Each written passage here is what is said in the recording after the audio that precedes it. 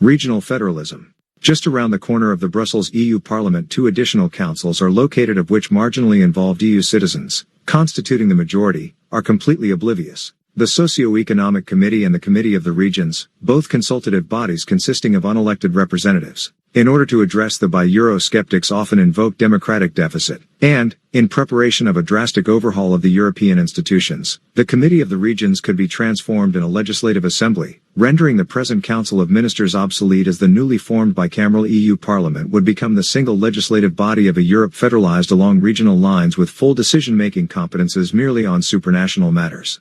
The regional assemblies assuming responsibility for all other legislative issues, being a distinct departure of the centrally ordained micromanagement of today.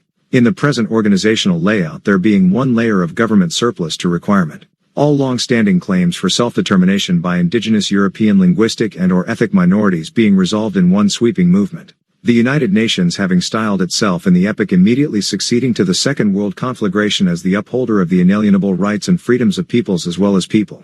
The rights of the latter often being enforced at the expense of those of the former in more recent decades by an unmitigated intercontinental migrational flux, compromising the deep-rooted integrity of indigenous peoples barely having recovered from the forcible assimilation policies of the respective nation-states of which, in spite of protracted efforts, they haven't been able to sever themselves.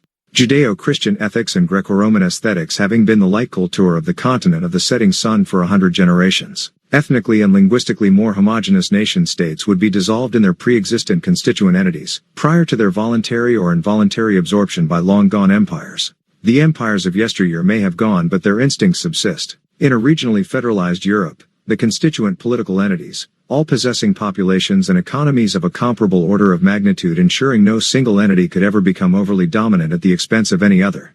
Mutual interdependence in all matters acting as guarantor of enduring harmony. Immediately after World War II, even an arch-imperialist like Winston Churchill actively campaigned in favor of a federal Europe. The founding fathers in the early decades of European unification made lofty promises about Europe being a house with many chambers and variable geometry, but in the post-Maastricht order of things, dominated by monetary issues and an uncontrolled movement of persons, goods and services, nothing is heard any more about these laudable aspirations. The hostile attitude on behalf of the European Union towards the unilaterally declared independent Catalonia, having come about as the result of a fair democratic process, doesn't warrant much optimism as to the prompt implementation of regional federalism being impending.